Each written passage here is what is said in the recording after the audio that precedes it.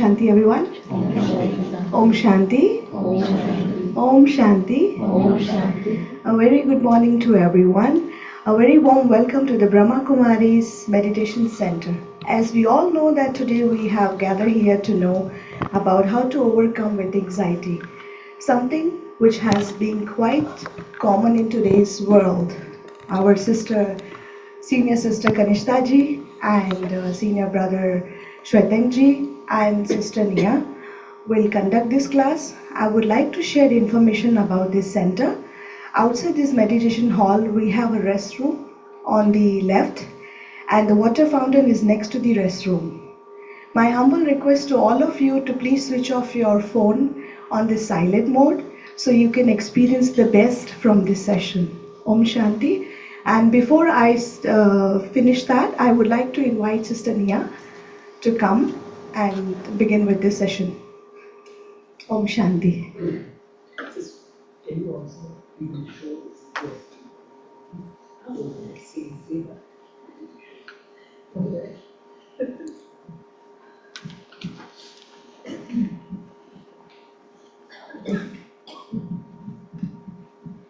Om Shanti, everyone. Welcome. I'm Sister Naya, and right now we're going to watch a video all about the Brahma Kumaris. This is a center here that's connected to the Brahma Kumaris, who actually originated in India back many years ago, and I hope you enjoy. Om Shanti again. Welcome. It's so wonderful that you're all here today with us in our beautiful center, and that you guys have taken this time to come here to actually give a gift to yourself. Because this meditation that we're all about to talk about and learn about today is the most wonderful gift that you could ever offer to yourself. And it's great that you're willing to take time on your weekend to be here. And I hope you enjoy. So what we're going to talk about today is actually anxiety, and we're going to learn a little bit about what it is, the causes, some scientific causes of it, and also how to overcome it. We're going to teach you some really great tools that you can use out in your life. So I hope that you take what you can from this and that you enjoy. So to begin with, the title of today's presentation is Break Free from Anxiety and Build a Life of Happiness. And I know for me, a long time ago, before I came to Baba, it had never really occurred to me that it was possible to have a life that was basically just happiness. It seemed like that there were always challenges coming and there were always ups and downs. And I had never actually heard that you could actually just be happy, and that was actually something that you could aspire to in your daily life. So I spent a lot of time wandering around, seeking different paths, reading, studying. I went to see tons of different healers. And what ended up actually happening is that finally I was led to the Brahma Kumaris. And this has been the one thing that I have found that's actually made a huge difference in my life. And I can say I'm probably not happy 100% of the time, but I would say about 90% of the time I am, no matter what's going on around me. And today what we're going to learn is how to actually get to that space and how to continue with it as life challenges us as we move along. Okay. So look at this wonderful picture of our little self here, and I want you guys just for a minute to imagine what would it actually be like if your life was free from anxiety, if your mind was quiet and peaceful, your heart open, and if you could just be in life in an amazing state of happiness. So close your eyes for a moment or two. We're going to actually try to see what would that look like.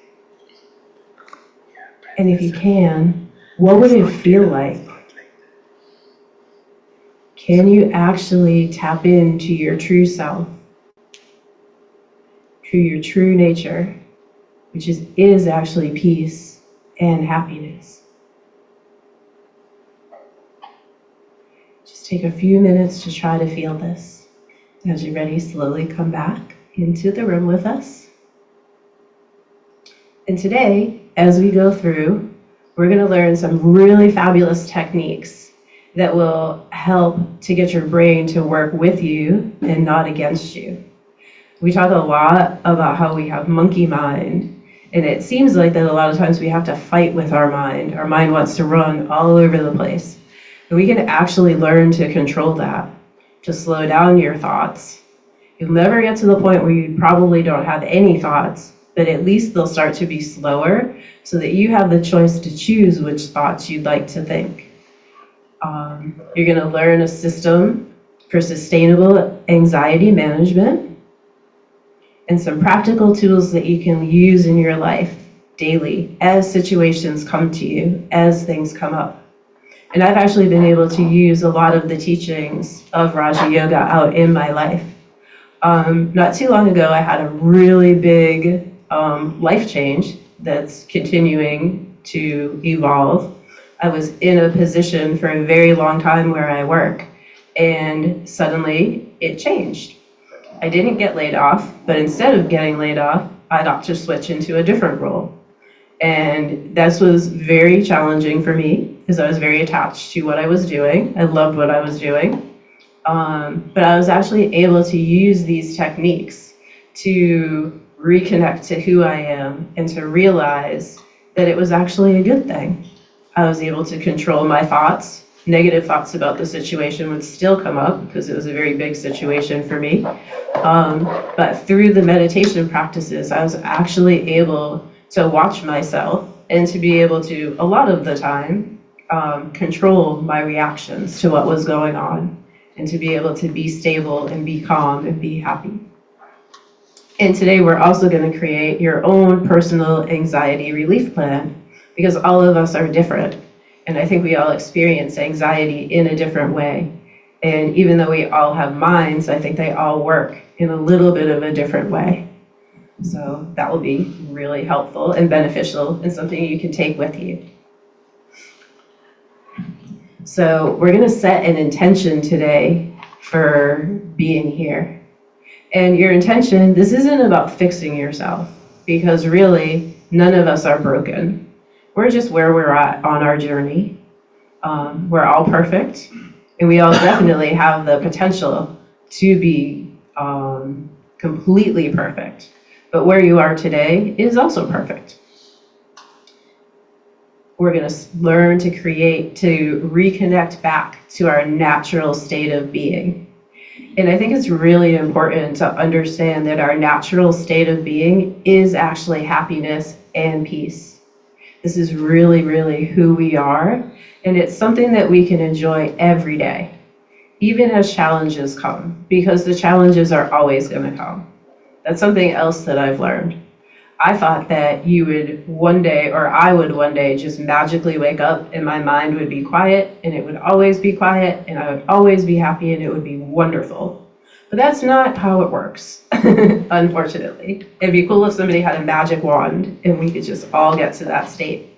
But it's more about a process and about being okay with that. That knowing that your natural state is absolute peace, and that is something that you can enjoy. And one day we will get to that state, but that right now is the journey of getting there and coming back. And I think what's really important is always to understand that that is a real state that you can get to. I think it's something that's unfortunate that it's not taught, and we're not really told about our true selves. So for today, the intention that we're going to set, and we're about to go through a little meditation, it's just going to be for what you want to get out of your time here today. It's going to be a way to bring us all together, and a way for you to really be able to focus on what is it that you want. I think a lot of times we're so busy running around that we forget to remember, why did we come here? Something drew you all here. So this is going to be a great opportunity to try to remember what that is and to try to keep it with you as we move through. So just take a moment again to sit. And you can either keep your eyes open and just gaze at the floor right in front of you. Or if it's easier for you, you can close your eyes. And we're going to take a few breaths together. Breathing in for a count of 4 through your nose. And then breathing out through your nose for a count of 6. Breathing in again for 4, keeping this rhythmic breath. And breathing out for a count of 6. As you breathe out, imagine all your stress and tension just floating out of you. Breathing in deeply, breathing in peace, in happiness. And then breathing out, letting all your worries go. Breathing in, connecting to that peace that is who you really are. And breathing out, letting go of all of your worries and fears. We'll do this just a few more times. Inhaling for 4. And exhaling for 6. Letting it all go. And now in the space that you've created, I want you to think about why it is that you're here today. What is your intention? Allow whatever comes to you to just be. Don't judge it. Don't even really think about it. Just let it occur to you.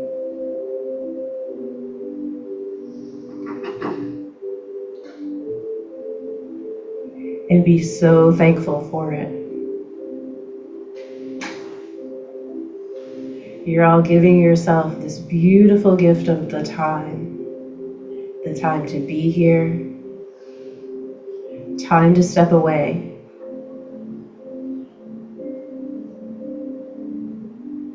And keeping this intention, see it filling the rest of your time here.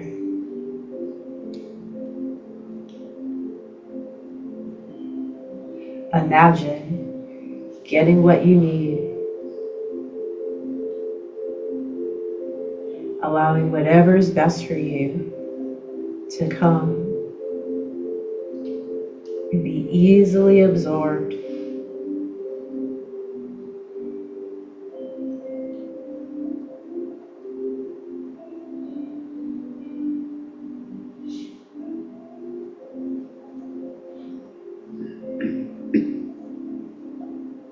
Be very, very thankful to yourself, for yourself, and for this time. And as you sit, see if you can just start to feel the peace and the happiness that is who you truly are. You are light. You are love. Allow that just to fill you. And then very slowly, offer gratitude to your true self. Gratitude for taking everything that you need from this class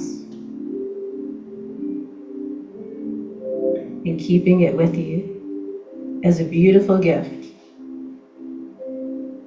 that you can continue to use throughout today and into the future.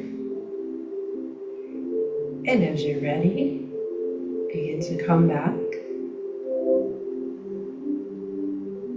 Feel yourself back in the room, back in your body. And as we go through the program today, see if you can keep in mind that intention that came to you. What brought you here? And be so thankful for it. So something that is really, really good to understand, that I've definitely come to understand and experience throughout my journey, is what the root of anxiety actually is. It really comes from our identification with our bodies and with the wrong understanding of who we actually are. Typically in life, if somebody were to say, "Who are you?" a lot of times we just say, "Well, I'm Naya. I'm a female, a middle-aged female. I work as an accountant. I'm a mom. I'm a dad. I'm a student. I live in North Carolina. I'm from Massachusetts. Originally, I'm from Canada." All kinds of things like that are what we use to describe ourselves. And that's actually good, but you're really just describing your body or the roles that you're playing. This isn't who you actually really are. And it's because of this misidentification and misunderstanding of who we are, that's where the root of anxiety is. We don't really understand or live from that place of being peace, of being love. Instead, we think that we're just all of these roles and all of these labels that have gotten put onto us, either from ourselves or from society or through our experiences.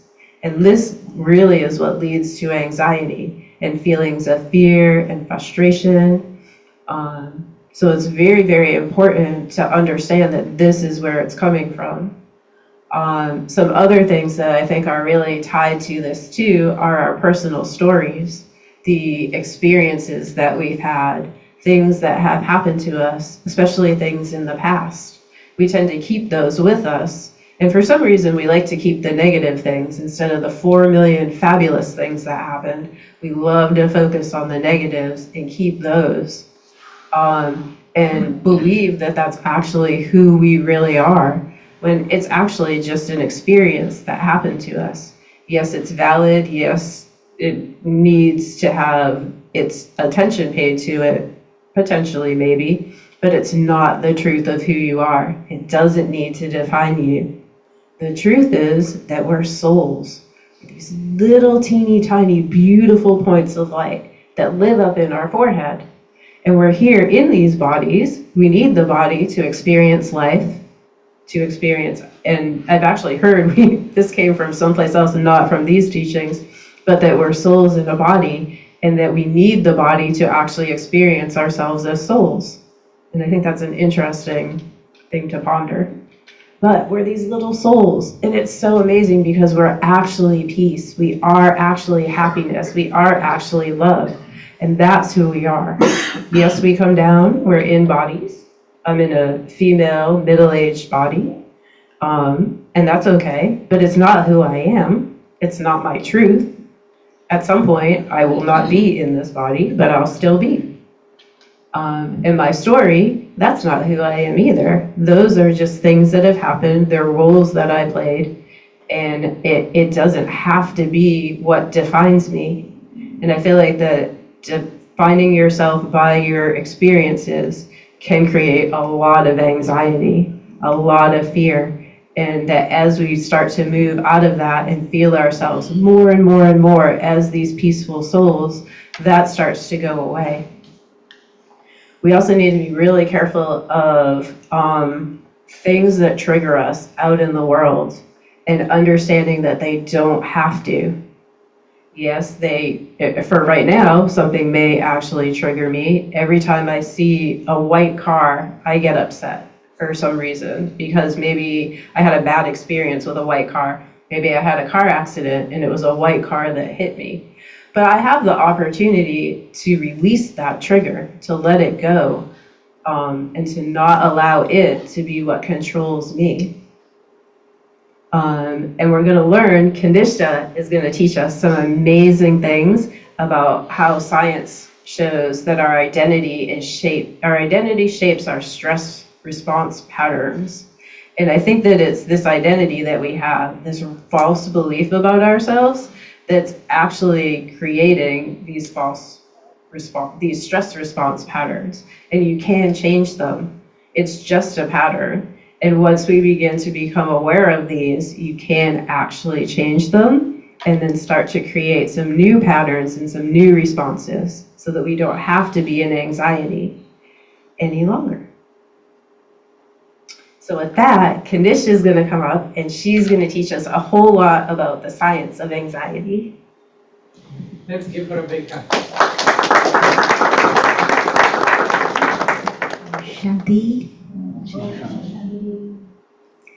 Thank you, Sister Neha, for the beautiful sharing and your experiences and also meditation. It was good. So now we are going to understand a little bit about the neuroscience of this topic of anxiety. I will try to make it a little simple because I know many of you are not, how many of you are from medical background? No one here, right? Only one. Okay. So I will try to make it very simple and easy for you to understand. So basically, question for you, anxiety, is it normal? Is it normal or is it abnormal? Normal. Normal? No. No? Before exam. if we Before have- exam? Yeah. Yeah, so that's a very good point. Actually, there are two conditions. One is feeling anxious. That people say that it is quite natural for anyone. If you are going to take an exam or if you have a very important meeting with someone, or some kind of, something that is going to be very major in your life. So at that point of time, you feel anxious, right? So that is natural? Is that natural? Yes? No? How many of you say it's natural? And how many of you say it is not natural? Okay. And few of you did not say anything.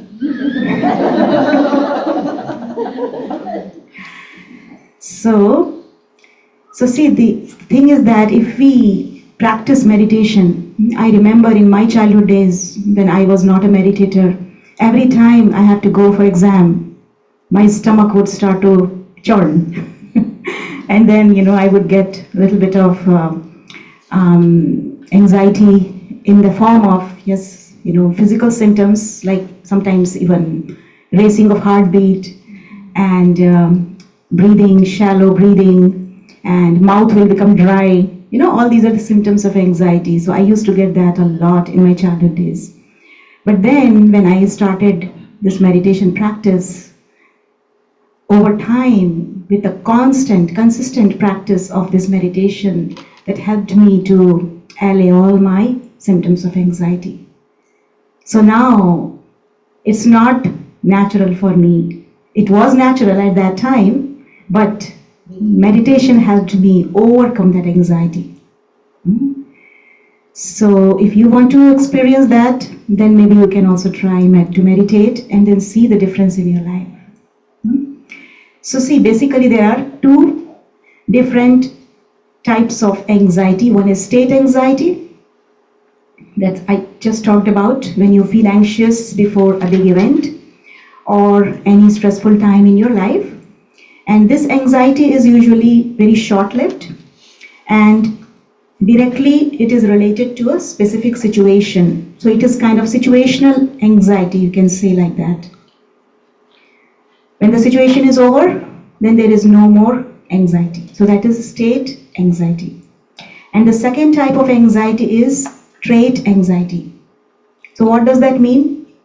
When the anxiety is persisting, even after the situation is over, you're still feeling very overwhelmed and you are thinking about the situation over and over. So that is a sign of, that may be a sign of anxiety disorder. And there are many different types of anxiety disorders. So sometimes you even have to take medical treatment for that. So you have to make sure that you don't have that. So meditation definitely helps you. And how? If you want to learn that, we offer free courses here, Raj Yoga meditation courses that you can take. It's for free. and you can become a totally different person if you practice it, on a regular basis. That's the experience of many, many meditators, right? Sister Neha just shared, right? Okay, so now I'm going to talk about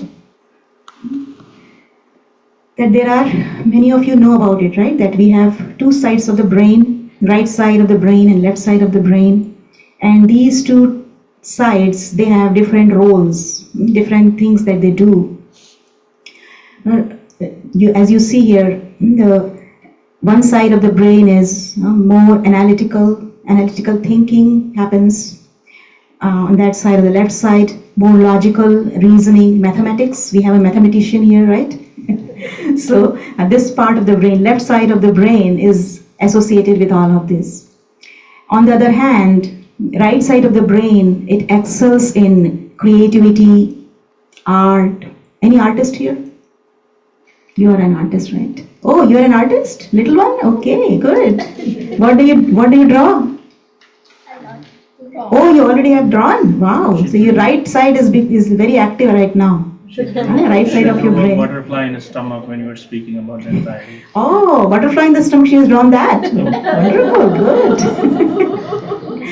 So see, so right side of the brain is mainly, it is associated with intuition, art, creativity, music, all of that. But we need both sides of the brain. They have to be balanced. If we want to experience a healthy life, a healthy mental balance, both sides of the brain, they have to be, yes, they have to be balanced. And there is, what do you see in the second picture? There is someone who is holding both the sides together. Who is that person? This is like a bundle of nerve fibers that connect together the two sides of the brain, that is called as corpus callosum. So this is very important. This connection is very important because through this nerve bundle, right side and left side of the brain, they talk to each other. Communication happens through this. So when someone has anxiety, you know what happens? This communication gets disrupted. So that means the information does not go through this particular channel. So that is why there's so many problems, so many symptoms. Person is not able to sleep properly, person has other problems, physical symptoms. So that is why it's important to keep both sides balanced, and that can happen only when we strengthen this connection, the corpus callosum. And in research studies, they have seen that a person who has a lot of anxiety, this portion of the brain, it does not function properly. So when you meditate, this part of the brain becomes stronger and stronger day by day, and the right balance between the two hemispheres is retained. So that is why it's important to, yes, you're excited about it? Balancing both sides of the brain? Because see, both sides are important. Understanding, in life we have to understand. But at the same time, along with the understanding, if too much of information you have, then sometimes what happens, there is big ego that comes. I know this, I know that. So that ego, then what happens? If the ego is not balanced, we don't have to say balanced, but ego has to just go away. It should not be there. For that, you have to connect with your divine qualities. And this side of the brain, right side of the brain, is emotional part of the brain. So all the emotions of love and all the qualities like humility, that is very important to overcome ego. So all of that is very important if we want to maintain a balance at the level of our brain. So that is why we have to meditate, because when we meditate, then we are able to release the emotions. So not only you are intellectual, you understand, but at the same time you are able to connect with your qualities, divine qualities. Next is, I'm going to talk about a little bit about how our body responds to stress. Whenever there is any stressful situation, there is something in the brain. As you see the first one, there is a gas pedal and brake pedal. Have you thought about it? Our body is like a car. And in the car, we have a gas pedal and also brake pedal. What does that mean? That whenever there is any stressful situation, if you're driving your car, and if you feel like maybe sometimes we see that there is some emergency and the car or the truck is coming, bus is coming, or the emergency ambulance is coming with high speed. So at that moment, there is no role of brake. The role is of the gas pedal. Right? So similarly in life, sometimes when situations come to us, stressful situations come to us, like you see here, what do you see? The snake is coming, trying to bite the person. So person has to run, right? So for that, in order for the person to run, the body has to get prepared. So how the body gets prepared? There is release of chemicals. Certain chemicals are released in the body, and those chemicals, they help the body to get ready to run. Either there is this response called as flight or fight. How many of you have heard of this fight-flight response? You have heard of it, right? So that means either you want to fight against that attack, or you want to fly. That means run away. If you are brave enough, maybe you want to fight with the snake. But even for that, you need the power, you need the energy, right? So body gets prepared in the form of, that the heart starts to pump more blood. So the heart rate increases, your blood pressure increases, you begin to breathe very, fast, and then the muscles of your body, they get tightened up. So you are ready to run. So that is important. Is it important?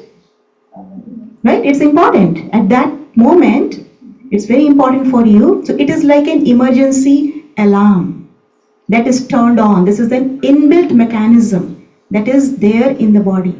So our body is very well equipped with this emergency mechanism. But then after that situation is over, what should happen? It should come back to normal, right? So it has to be balanced by the other part of the nervous system, that is, so there are two parts of the nervous system, sympathetic and parasympathetic. Okay, this is something medical. So sympathetic activity, as you see here, is like gas pedal, you're running. And the other part is parasympathetic. That means then you are, after the situation is over, see how the person is so relaxed. So both the systems are important. This is a normal stress response. But if we want to experience a healthy life, then balance is important, right? But the moment, if the brake pedal is always on you have the brake pedal in the car, what will happen to the car? It will come to a stop. You won't be able to enjoy anything in life, right? So what you have to do, you have to make sure, you have to understand, you have to have this understanding when to put the gas pedal, when to put your foot on the gas pedal, and when to put your foot on the brake pedal, right? So this understanding is important. And when this understanding is lost, then what happens? Anxiety. So now let's understand more about what happens at the level of the brain when there is anxiety. So there is one part of the brain that is called as amygdala. Anyone has heard this word amygdala? Yes? Yes. So amygdala is a small structure in the brain that is located in the base and the central part of the brain that is very small, in the shape of almond, and the key role that it plays in the body is about processing our emotions. That is the main role of amygdala, right? So, like for example, when the stressful situation comes, this part of the medulla, this part of the brain initiates that fight or flight response. So it initiates the response and then it sends the signals to other parts of the body, and then the chemicals are released, and then the body responds to that situation. So amygdala is important because it's very quick. See, you have to take the quick action. When emergency is there, you cannot wait. So amygdala is designed in that way that it is very quick to respond. But then what happens? What is amygdala hijack? Anyone has heard this phrase, amygdala hijack? No? Okay, so there is another part of the brain that is called as prefrontal cortex, as you see here. Even before I go to this, I would like to say that when you have persistent anxiety, when you are continuously creating thoughts of anxiety, then what happens to this amygdala? It becomes Continuously engaged, and it overloads the frontal lobe, which basically gets into the logical reasoning of everything. yes. So the amygdala actually it is hyper stimulated. When it is hyper stimulated, then what happens? I'm always anxious. You're always anxious. You're always in a fight or flight. Yes, you're always very good. You're always in the fight or flight mode, and that is very damaging to the body. It increases your cortisol, Yes, stress hormone. stress hormones, it increases that. So you're always in that mode, so that is not good for the body. So what do we have to do? We have to, Not let it hijack. yes, so it means that, see, there is another part of the brain that is called as prefrontal cortex, and this part of the brain is responsible for taking decisions. So it is like CEO of the brain. Okay? It's very intelligent. It knows what exactly to do. But then when amygdala is hyperactivated and hyperstimulated, then this part of the brain, it loses its control and it is not able to guide amygdala. Then amygdala, this is called as amygdala hijack. When prefrontal cortex loses all control, the CEO is not able to control the subordinates. So that is hijacking, amygdala is hijacking. But the good thing about this is that we can come out of this amygdala hijacking. How? Meditation. Yes. So see, because the programming is wrong. See, if we train amygdala in the right way, then amygdala will listen to us. But if the amygdala is programmed in such a way, in a negative way, for example, if you perceive a situation as a fearful situation, your perception is, something comes up and you're panicked. So that means you have trained the amygdala, your amygdala has been trained to perceive the situation in that way. So if you are perceiving the situation in a negative way and amygdala is reacting, so the other way round can also happen. You train your amygdala in such a way that situation comes to you and you are not panicking. You are very calm. You are very quiet. And the information is going to the prefrontal cortex, and prefrontal cortex is telling, yes, you stay calm. There's nothing to be stressed about this situation. Easier said than done. Sorry to interrupt you. Yeah, so this is the training, Very difficult. Just like driving. Driving is very difficult for many people. They are very afraid to drive in the highway. Right. It's very difficult, but for some, they enjoy. So it's a matter of practice. It's a matter of how we perceive. So we imagine something is very difficult, and then we make it difficult. But if we think in a positive way, so this is where meditation plays a very important role. In meditation, what we are doing, we are training. First, we have to train the CEO, right? If CEO is trained, then the subordinates will also be trained. But what has happened over time? Even the CEO has become very very weak, very sick. So in meditation, what do? We first train the prefrontal cortex. And where is the prefrontal cortex?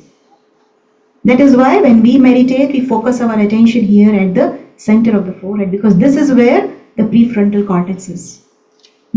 So we can compare this with our conscious mind. And amygdala is like our subconscious mind. So our conscious mind, as you see here, the iceberg, major part of iceberg is underwater, and only little part is up there. So the major part is underwater. So that is our subconscious mind. So that means we have the ability to, we have a lot of power within us in the subconscious mind, but we have to train it. That means amygdala has to be trained. If we give proper training to amygdala, then amygdala will respond in a right way. See, we have to quickly respond, but quick response should be right. Quick response should not be wrong. But what has happened over time? The quick response is someone says something, anger, eruption of anger. So that is wrong programming. But when situation comes, we can program in such a way, okay, something comes, we are very patient, we are very calm. We can do that also, right? It's up to us, the choice is ours.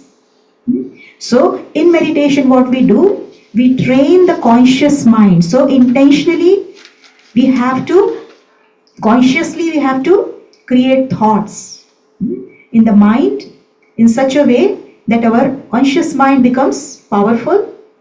And when the conscious mind becomes powerful, that is master becomes powerful, then master can order the servant. See here, master is sitting nicely. And servant is bringing everything to the master.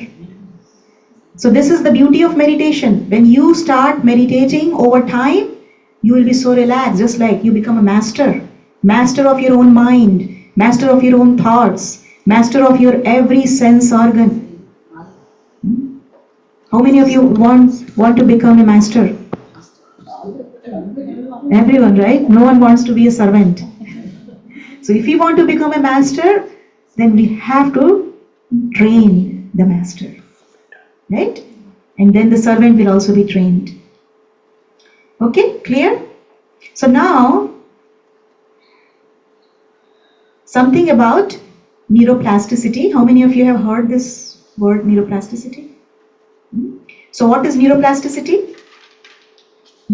So there are two words. Neuro means nerve cells, and plastic means ability of the brain to adapt and change, right? Basically, That means- elasticity, how fast you can come out of the stress, normalize your response. Yes, so malleability, actually it is the ability. It was thought initially, neuroscientists, they thought that brain cannot change after a certain age. But then later on, it was found that everyone can change the brain. We all have the power to bring about a change in the structure and function, both. But how can we bring about a change in the structure and function of the brain? By changing our thoughts, by changing our experiences, by new information, by new learnings. Because when we learn something new, then new neural connections, they are made. So we all have that ability. So we should not get disheartened that, oh no, now I am grown up, so now my brain cannot change. No, you can change your brain. Just like, you see here, if you are walking in a forest where there was no path, but every day you are walking in the same path, on the same path, then what happens over time? A path gets created, right? So similarly, inside your brain also, you are feeding good quality thoughts in your mind, from your mind, the brain is receiving those thoughts. So you are creating new path, new circuitry. So that is what is going to change the structure and function of your brain. And then you will be able to be very relaxed, experience the relaxation instead of always living in stress, right? So basically now we have to understand what are the thoughts that you need to put in your brain so that your brain can change and your mind can experience peace and happiness. For that you need to feed the mind with right quality, good quality thoughts. So right information. So for that understanding is important. Here we use the word soul consciousness. So what is soul consciousness? Here we understand, like Sister Neha was sharing, that we are not this physical body, but who are we? So, We are souls. We say we are human beings, but when we talk about ourselves, we think about ourselves, we always talk about the human part, that is the physical body, and we completely forget about the being part. And that being part is the one who is actually doing everything for the body. Right? So being part is actually the driver. See, like I said, this body is like a car. There is gas pedal and brake pedal, in the brain. But there has to be someone who can operate. Driver needs to be there, right? So who is the driver of this physical body? It is the soul. Without the soul, this car, we cannot drive this car. Right? So just like a driver sits at the front of the car, similarly, the soul also sits where? Here, at the center of our forehead. So that is the seat of the soul. So soul sits here and drives the physical body. Right? So we have to understand the quality of the soul, the qualities of the soul. We have to understand that I am a soul, but how do I look like? I am a tiny, tiny spark. So that form, that is my true form. And that form is eternal and imperishable and never going to die. So this is such a powerful thought that you feed in your mind. You will always be there. You have always existed and you are always going to be there. So you are light, you are not the body, and this soul is the one that is the source of peace, love, happiness, all the energy that we need to experience a life free from anxiety are all there inside the soul.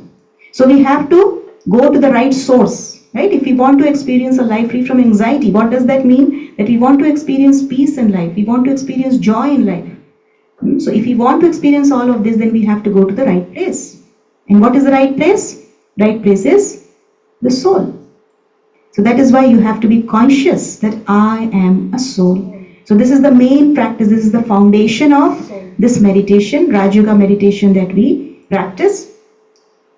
So I'm located in the center of my forehead between the eyebrows, and I already talked about it, that I am the driver and I am the one who is directing. I am the one directing my thoughts, my emotions, my actions. So this distinction is very important. You are not your body. See, we say my body. We say my head. We say my legs. My eyes. So who am I? I is different from mine. So this distinction is very important. I am not my body, but I am different from this body. So separate from the physical form, and when we shift our consciousness from the body to the soul that I am, this shift in perspective is what changes everything in life. Because then we are not attached to any of the labels that are connected to the body. Right? We are not stuck in the roles that we are playing. But we are in this awareness that I am a soul. And from that space, we have to do everything. It's not like we are forgetting our responsibilities and we are forgetting our family responsibilities. No. From that space, you stabilize yourself that I am a soul, and from that space, you do whatever activity needs to be done. Because then what will happen? if you are in this awareness that I am a soul, and from that space you are acting, then you will be bringing these qualities in your actions. You will do everything with peace, with love, with happiness. And if you are doing everything using all these qualities, then how your life will be? Will you have any stress in life? You will always be light. No heaviness. No anxious thoughts. Right? So what you have to do? I am anxious versus I, the soul, am temporarily experience anxiety. Whenever you feel anxious, so you don't give yourself this label.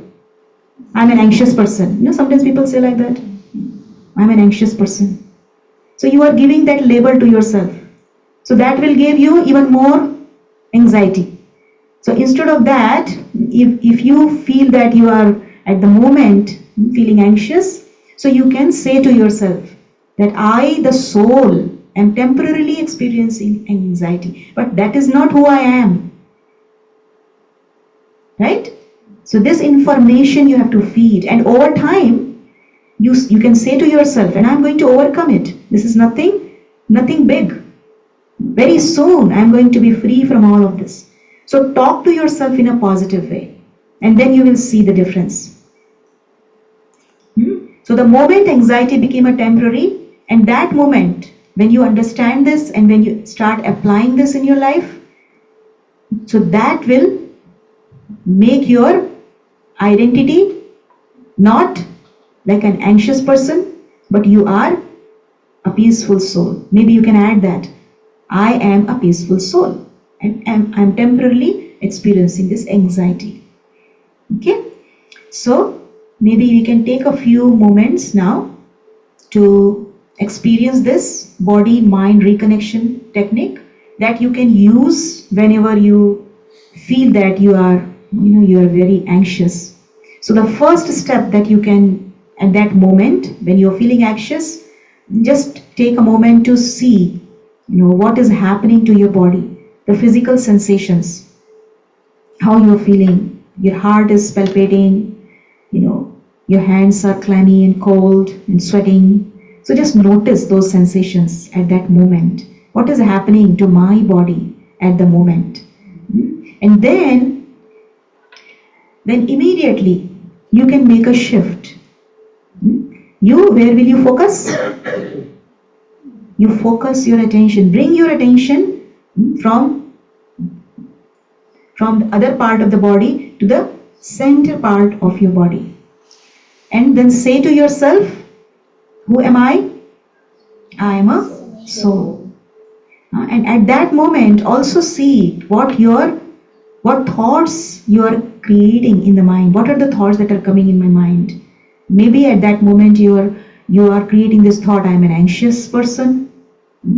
So just keep observing, and then redirect your attention from the body to the soul.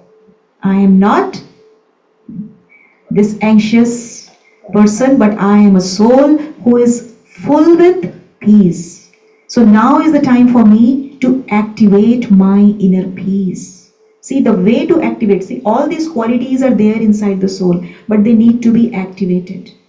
And what is the way to activate these qualities? By becoming aware of them. It's like turning on the switch.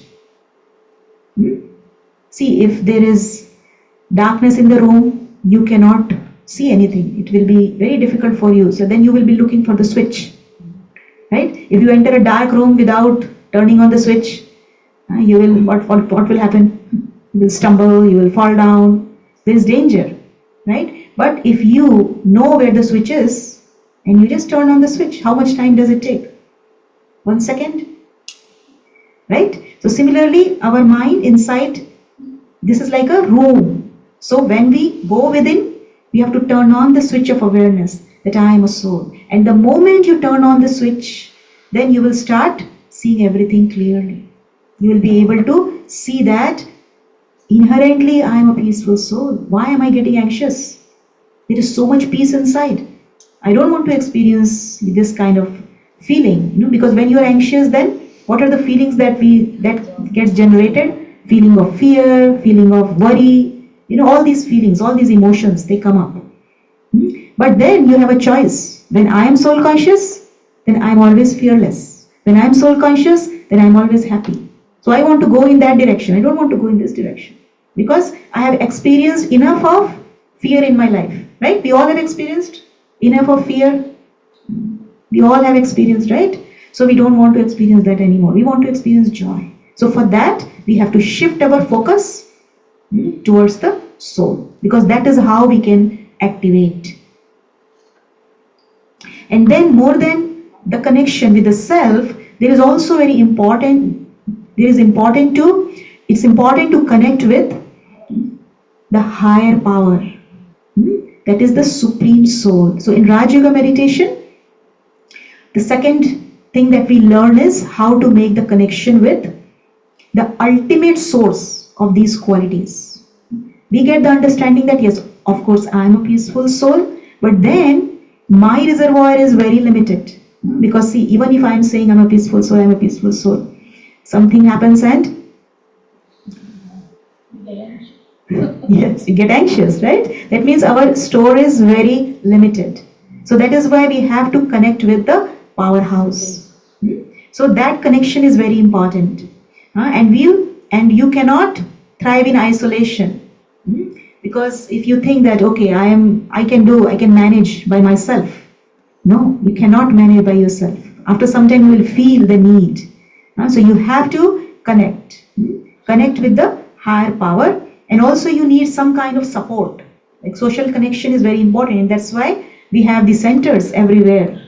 Because sometimes people try to learn meditation by themselves at their homes, but that doesn't work. You have to come in the gathering. When you come in the gathering, then you get a lot of support and it becomes very easy for you to experience, right?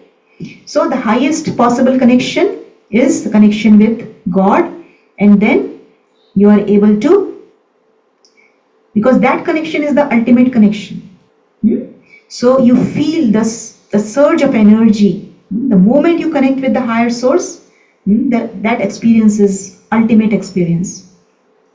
But for that, again, you have to get the right understanding of who that ultimate source is. So that ultimate source is also a point of light. Just like I, the soul, am a point of light, that is also, Supreme Soul is also tiny point of light. But he is beyond birth and karma. Okay? So he is the ultimate source of peace, love, happiness. He is ever pure, he is constant. And when you connect with him, then you are able to feel his light, and you can fill yourself with his energy, and then you can reclaim your true power and divine identity. See, this word is so beautiful. My identity is, who am I? I'm a soul. So that is divine soul. Because I am a child of the divine. So when we connect with him, then we reclaim our true power and divine identity. So there is power of connection. We are able to establish, when we connect with him, we are able to connect with him, and we can access his divine qualities, especially during anxious moments. When you are anxious, turn on the switch. First go within, and then become soul conscious, and then connect with the Supreme Source of light, and then feel his qualities coming towards you. And this is how you can transform your anxiety. You will feel that you are full with energy of peace, love, happiness. So you start to claim. See, God's inheritance is, what is God's inheritance? God's inheritance is love, peace, and happiness. And being a child of God, I have a full right. We all have a full right to claim his inheritance. Right? So we can use that. So this is a practical emergency toolkit for difficult moments. And usually everyone remembers God at the time of problems, right? But now you understood how to make the divine connection, so that you just not only remember God, but you actually feel his power. You feel his energy. You are able to experience peace in that moment. But that can happen only when you practice connecting with Him. And this is what you learn in the practice of Raj Yoga.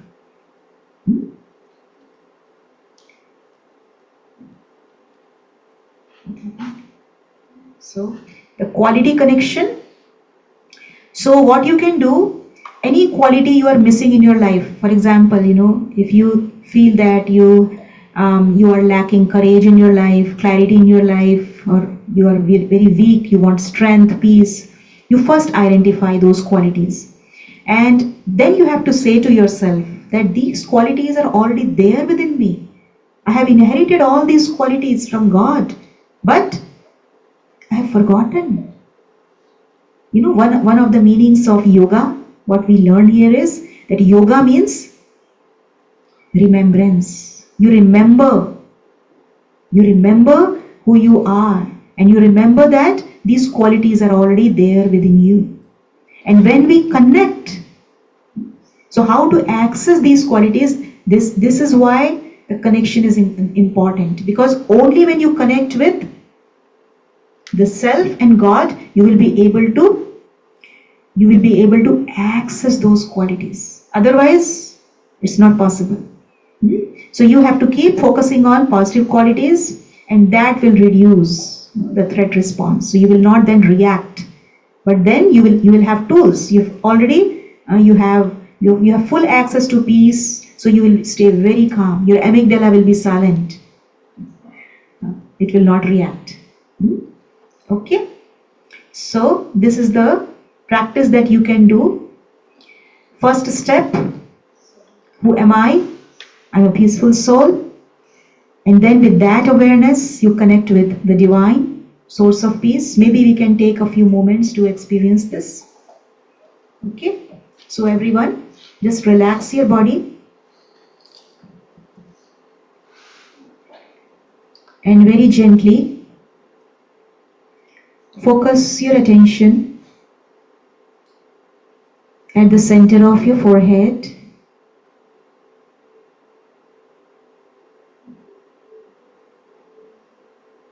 And now you know that this is a very special place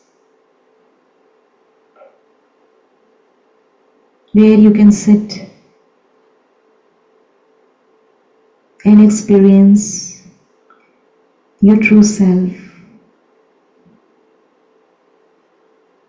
So visualize a tiny spark of light here.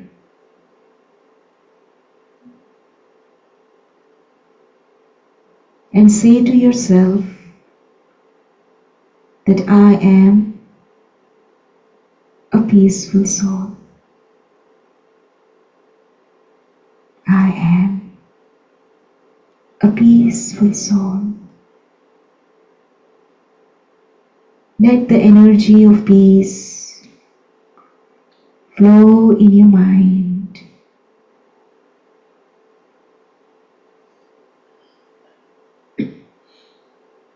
The next step is to connect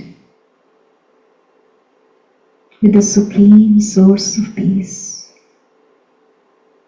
So visualize another point of light, supreme point of light,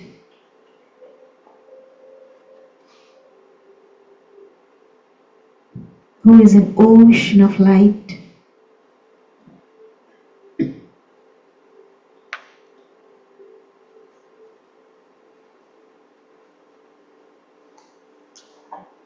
Ocean of all the qualities.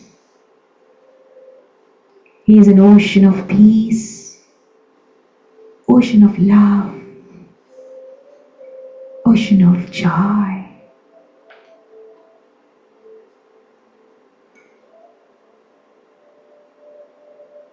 Whichever quality you are looking for, you can take that quality from this ocean. So see yourself absorbing the qualities from this ocean. There's the step 3.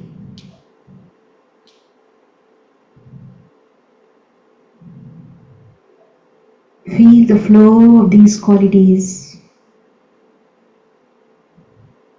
in your mind and in your whole body.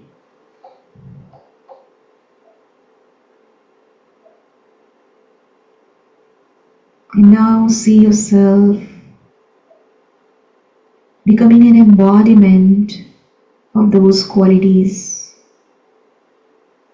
Whatever quality you have chosen, peace, courage, strength, clarity, whatever, patience. You see yourself using these qualities in day-to-day life as you interact with the outside world. You are able to use these qualities, and these qualities are making you free from anxiety. You see yourself overcoming anxiety at every step. And there is no more anxiety in your life. Just peace, calmness,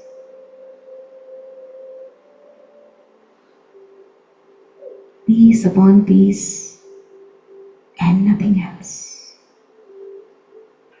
And you are also bringing peace to everyone, whomever you are meeting with. And you are able to create a very powerful atmosphere of peace. You are a peaceful soul. Just hold on to this experience of peace.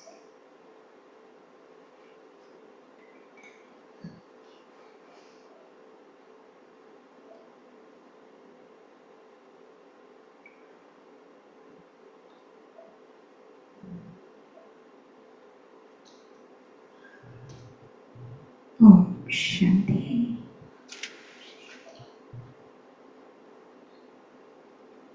So now I would like to invite Shwetang. He would be talking about a very important topic, our actions and their consequences. He is a master of this topic. So, Yes, let's give it up for him. thank you. So, in Raj Yoga meditation course, we have a full session on this topic. So he will be talking a little bit about that in today's session, because it's a very important aspect of anxiety, your karma. Yes. I'm thinking when you are in anxiety stage, and it's very difficult that time to go for the meditation, because you need, it's such a stress, you are in such a stress, you want to get out of that environment. Like me, sometimes I'll get out of the house, take a round outside, then come back, calm down, and then, of course, that is the stage you can do the meditation. When you are in anxiety, it's very difficult to do the meditation. To That's calm. true. So that's why constant practice, when you don't have anxiety, if you train yourself, Yeah. every day, when you don't have anxiety. But still, a factor and. Yes, of course, when you have anxiety, you can take a walk outside, all of those things you can do. But here, what our aim is to give you this ultimate tool that will free you from anxiety forever. Those things you can do, right? Run outside, go outside in the nature, enjoy, take a few breaths. All of that you can do. My idea was it's very difficult to stay in that place. You can get up anywhere, do the meditation. Yes, yes, of course. See, the interesting thing to understand is that we can't run away from ourselves.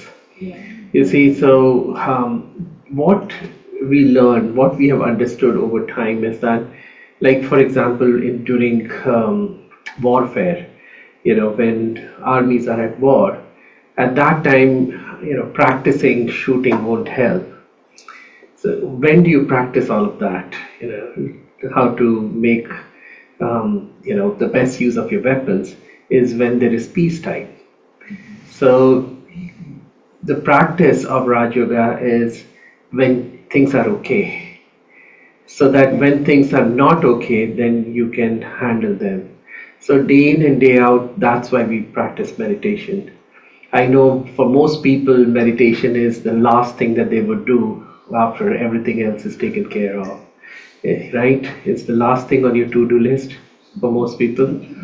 Yeah, but that's why most of humanity is suffering so much. If we put it on the top of the list, that this is the first thing that we have to do. How you look at the military people, even during peacetime, they all wake up early in the morning, they do their drills, and then they do whatever else is needed. For us, we tend to become a little lazy, and then we have to bear the cost of that laziness. So anyways, we don't have too much time.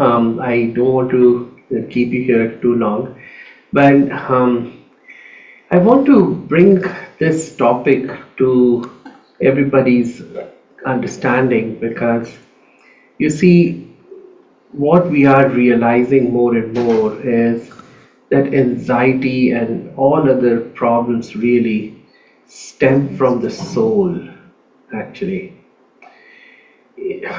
What I mean to say is that, when you look at anxiety itself, it has physical manifestations, right? Like Karisha was sharing, you would breathe fast, you would have, sweaty, clammy hands and all of those things. But it's more of the mind, right, which is anxious. But it's not even the mind, it's actually the soul.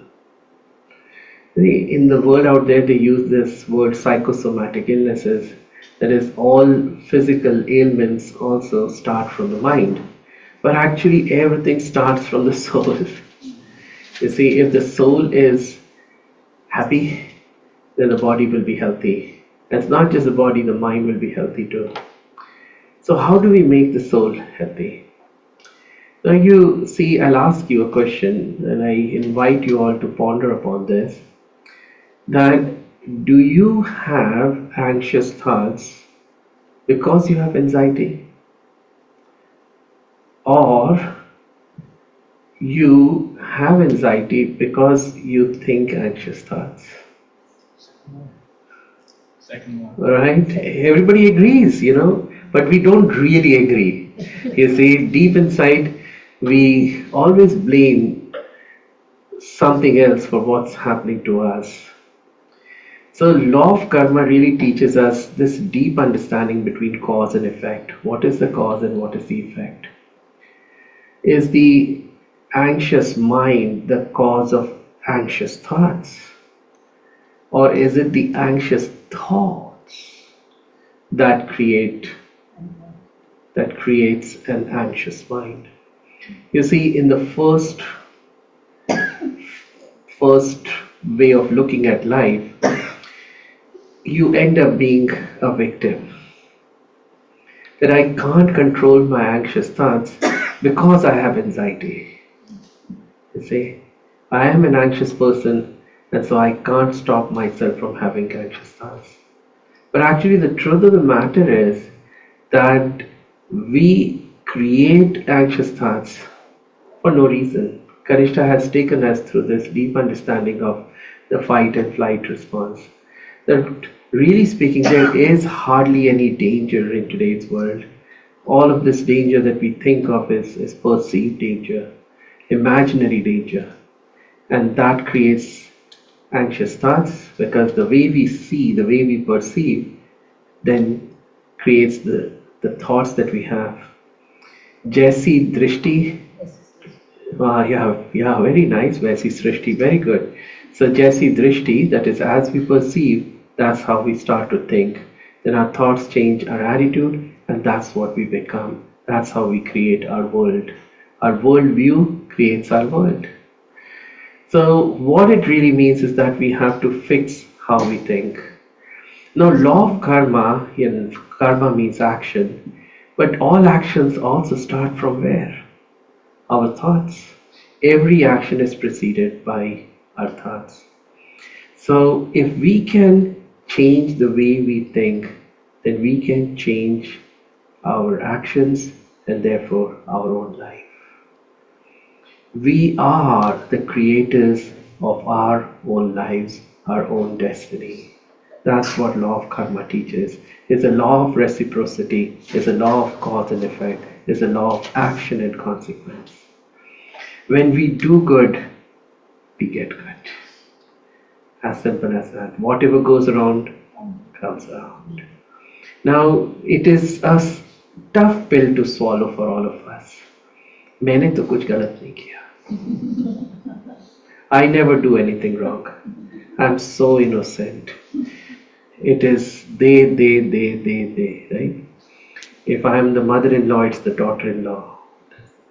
If I am the daughter-in-law, it's the mother-in-law. Right? I am always innocent, right? But no, there's a lot that we need to fix in ourselves. If we spend our whole lives serving mankind, serving others, think about it. Right now, our lives are centered around us. We wake up in the morning, what do we think about? What am I going to feed myself? What am I going to feed my family members as well? What is going to happen to me? We are fixated in the me. Well, of course, for survival, we have to think a little bit about ourselves. But how much time do we spend thinking about the rest of mankind? The whole world is a family. We are all children of one God. Do we think about what is transpiring in the lives of other people around the globe? Some people may be sick, dying in hospitals. Some people may be suffering the consequences of war. Other people in the world could be also suffering from extreme anxiety, panic attacks. Can we serve them? Can we think about them? This is what the law of karma teaches us.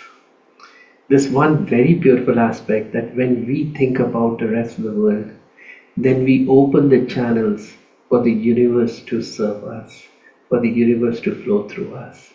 Then anxiety will run away from us, never to be seen again. And not just anxiety, depression, and all the problems that we're thinking about. You know, one of the things that many years back touched my heart when I was thinking about it, it was just a spontaneous thought that I was going through some problems in my life and I was already meditating. And for me, this thought suddenly came one day. We wake up very early in the morning, by the way, or before 4 o'clock, and we were meditating. And I was kind of feeling like a victim. I was feeling that, why is this happening to me? Again, I'm such a nice person, right? And all of those thoughts were coming. So then the thought came that there are so many people on this planet, probably 1 million people, having the same problem as me.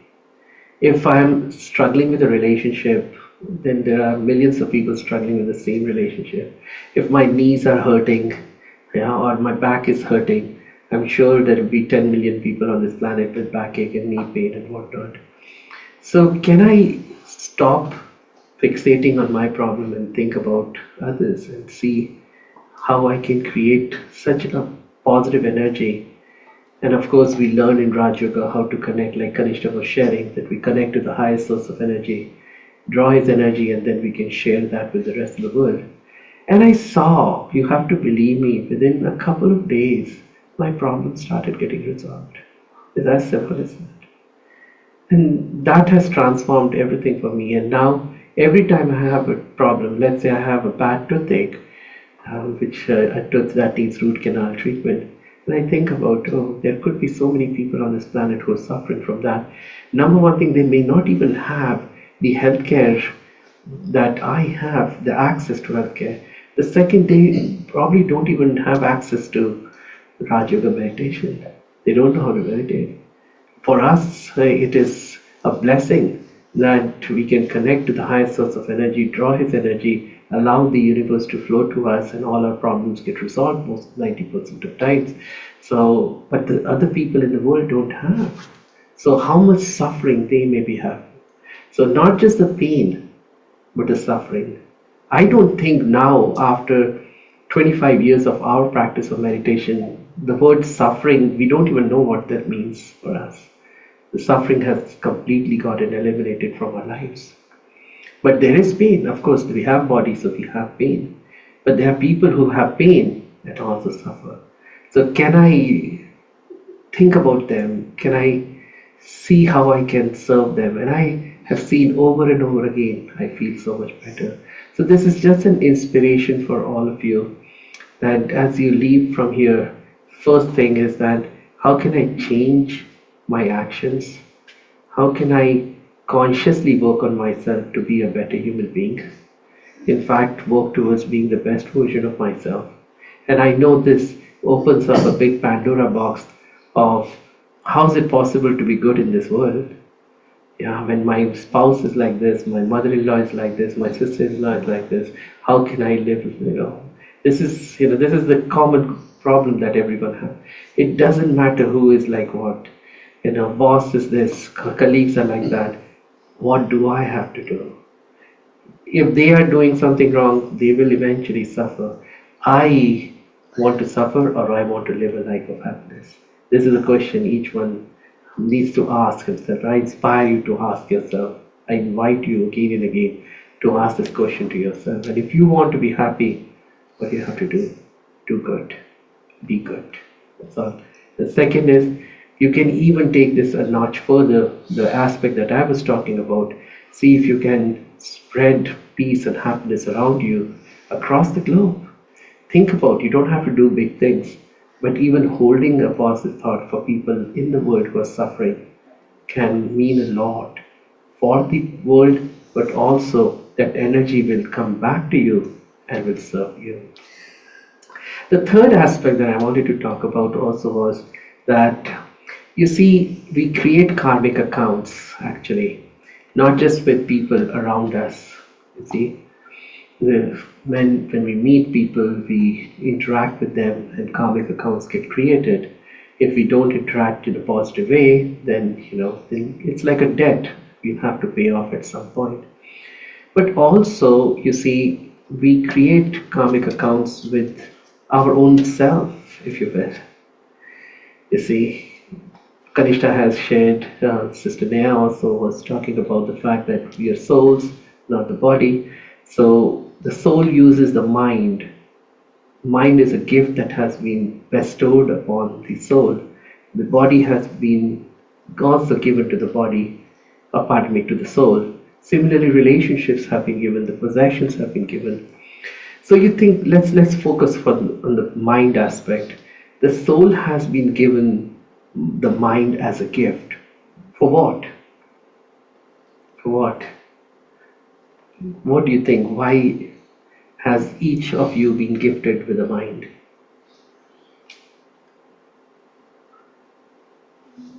To come up with creative ways to come up with revenge plans.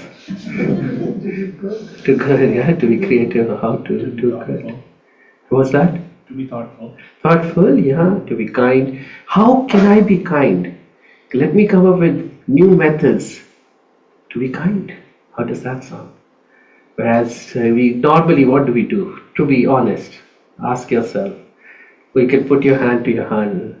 उसने मेरे को ऐसा बोला था, अब मैं कैसे मैं निकालूँ? Let me find that moment when that person comes in front of me and I'm going to say something very mean to this person. How can I take a revenge? So that's why, you see, the mind needs kindness too. We have forgotten how to be kind to the mind. And every time you're not kind to the mind, we're creating karmic account with the mind. And that's why the mind comes back to ask for the payment. And the payment is through anxiety. So yeah. So all we have to do is to be kind to our own self, our own minds. Use our creativity for the service of mankind. Sounds good? Om Shanti. I know there could be some questions. If you wish to, we can field a few questions. Kanishta can also come on board. Even if there's a chair, maybe Nehaben can also come. And Nehaben, yeah, if somebody has questions from Nehaben. Yes. I have one question. You have to, one second. Kanishta, can you have mic? Because we are recording it. Are you okay with your voice being recorded? Yeah. Yes.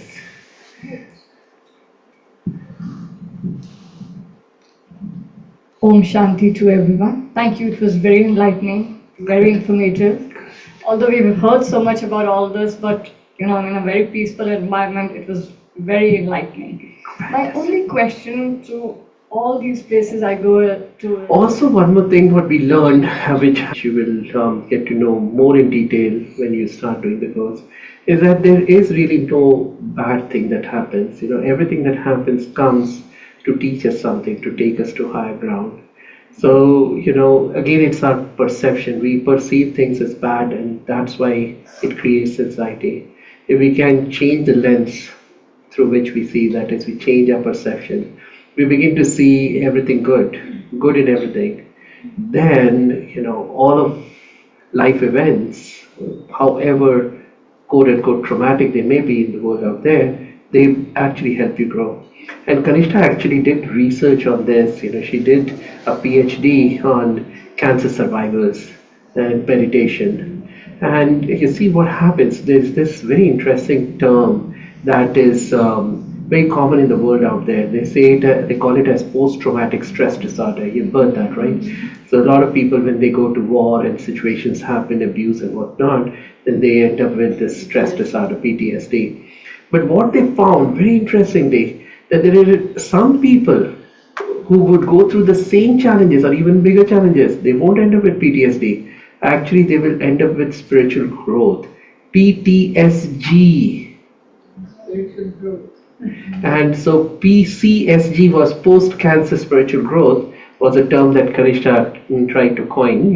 She put forth into the world. And why not we call this as post-cancer survival growth? So what it means is that some people perceive things as negative, and so it becomes negative for them. Some people see things as positive, so it becomes positive. Many times you will see that even when the good things happen to us, we have a tendency, some people have the tendency to see bad in it.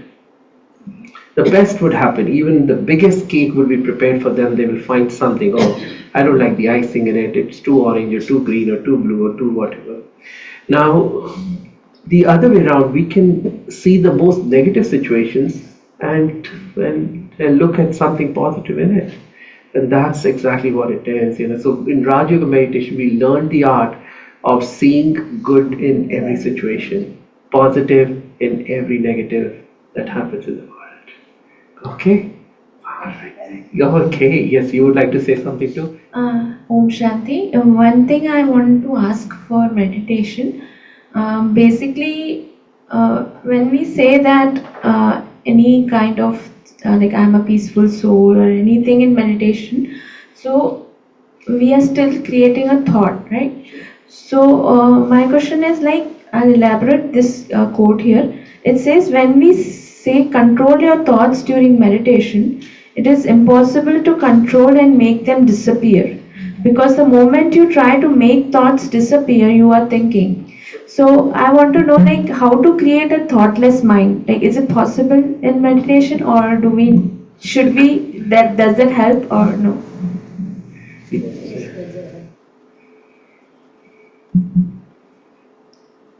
What we understand here in this meditation, usually people think that meditation is about blanking the mind. But here what we understand is that meditation is not about blanking the mind, because the function of the mind is to think. Just like the function of the heart is to beat, to pump blood. You cannot stop the heart from beating. Just like that, you cannot stop the mind from thinking. You right? can slow down your heart. Yes, you can slow down. To make it more effective. Yes, but you cannot stop. Yeah, so if I turn this on, that will not work. So, yes. So in Raj Yoga meditation, we learn how to direct our mind towards the right path. What to think, what not to think. So that understanding, that's what we get. That's why we offer this 8-session course where we learn what should we think, what is the best quality food for the mind. Because mind needs some food. You cannot deprive those, because thoughts are food for the mind. So you have to supply food to the mind. But what food is the best food? Organic food. Nowadays people talk about organic food, pure food and whatnot. Superfood, yes, healthy food, right? So what food is the best food for the mind? That you learn in Raj Yoga meditation. Every day we have this spiritual passage. For example, I will share with you. Today was a very beautiful point about anger. That if someone is, it was about lying. If someone is lying, someone says that, oh, when that person lies, then I become very angry. So it's very natural for me. When the person is lying, I become angry. So, okay, that person is lying, so that person is wrong, right? That person is wrong. And if you are angry, are you right? You are also wrong, right? So people say that, okay, I am not angry, but my voice is like that. I talk in a very, loud way. But then the understanding is that just like I'm speaking here, volume is going off and on. I can control the sound of this mic. I can take it further and bring it close, right? So it's in my hand, and this is the power of science. Similarly, we have great power of silence within. We can use that power of silence to control our voice. And that is what we learn in Raj Yoga meditation. Becoming a king, becoming a Raja of my own mind, of my own thoughts, my own senses. I have the power. And that power we can experience when we make the connection with the soul and with the Supreme Soul. And master of our own perceptions. Yes, master of our own perceptions. Okay? Thank you. Good. Thank you.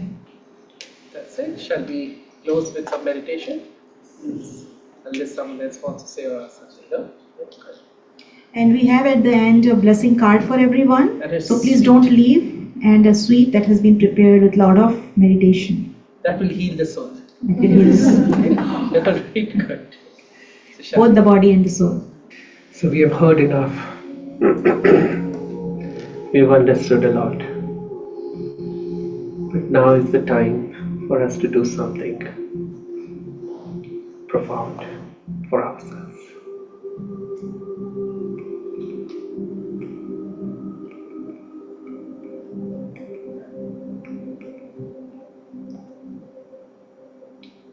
So remind yourself that you're a soul, free from this body, free from your mind.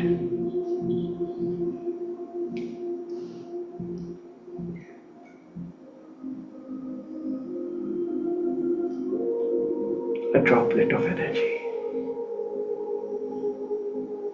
that's inherently pure, inherently peaceful.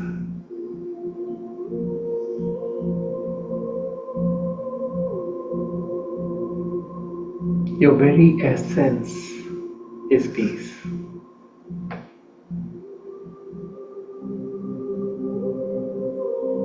Any anxiety that you have is not your true nature, not your real existence. It is not who you are. It's an alien feeling, a foreign state of existence.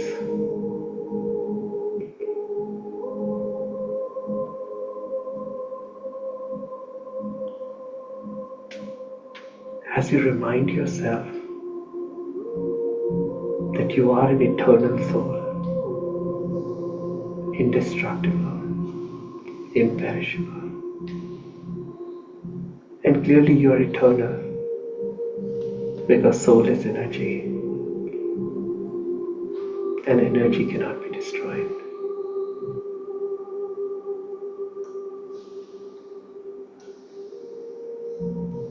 You are a soul, and so is everyone you know on this planet,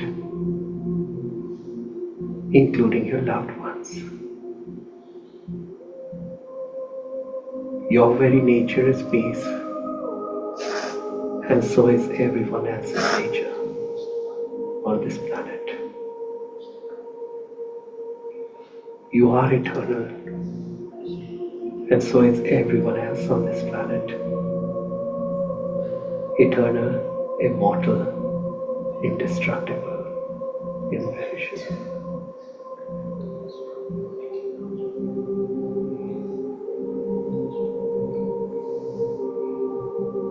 There is a shloka in Sanskrit in the Gita, na chintyanti shastrani na dhanti pavaka.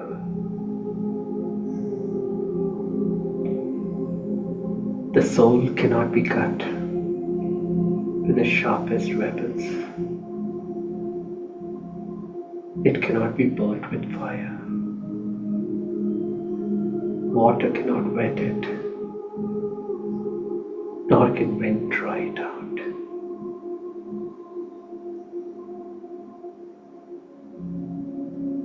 There is nothing in the universe that can actually harm the soul. The soul itself is immune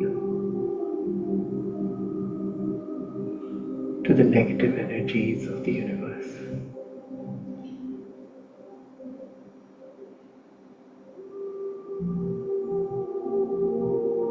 And there is only one entity though that can harm the soul, and that is the soul itself.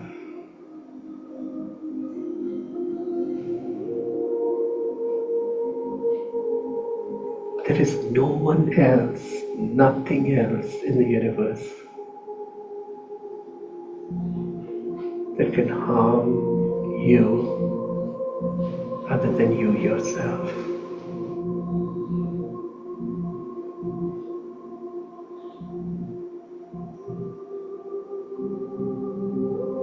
We harm ourselves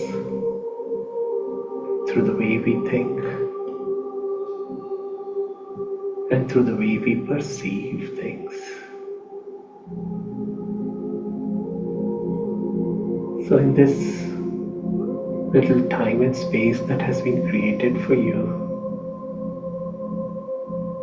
filled with peace,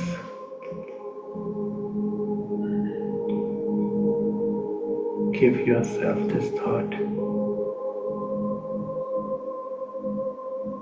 that I will only think positive.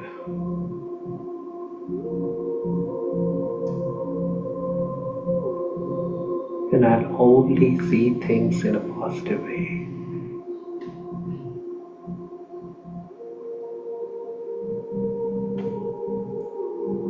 How you live your life is your choice. The law of karma teaches us that we are responsible for our lives.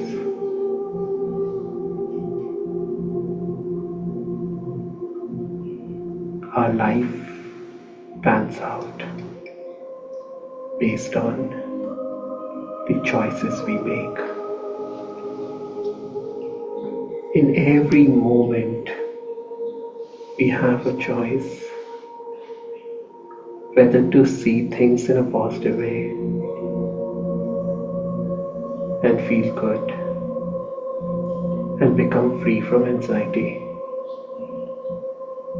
or to see things in a negative way and think negative and become anxious.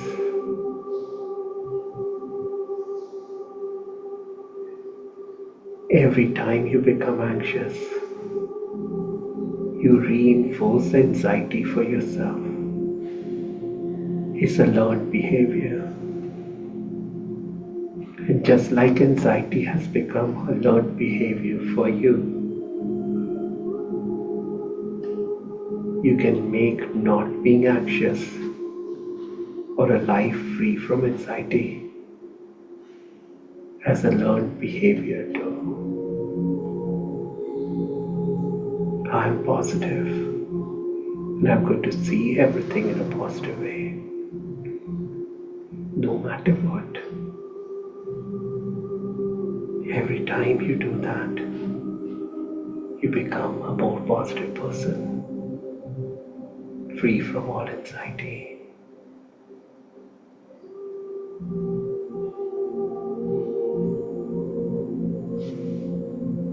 In this moment, I also invite you to make the ultimate connection with the highest source of energy, God, the ocean of positive energy. As soon as the connection is made, God's energy begins to flow into us, into you. And through this energy, using this energy, you can serve others in the world. The more you care about the world in a positive way,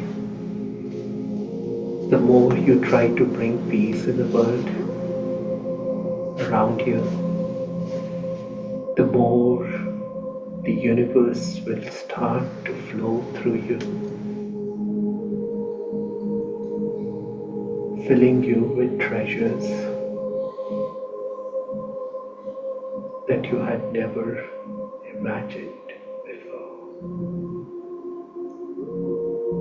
See that happening now.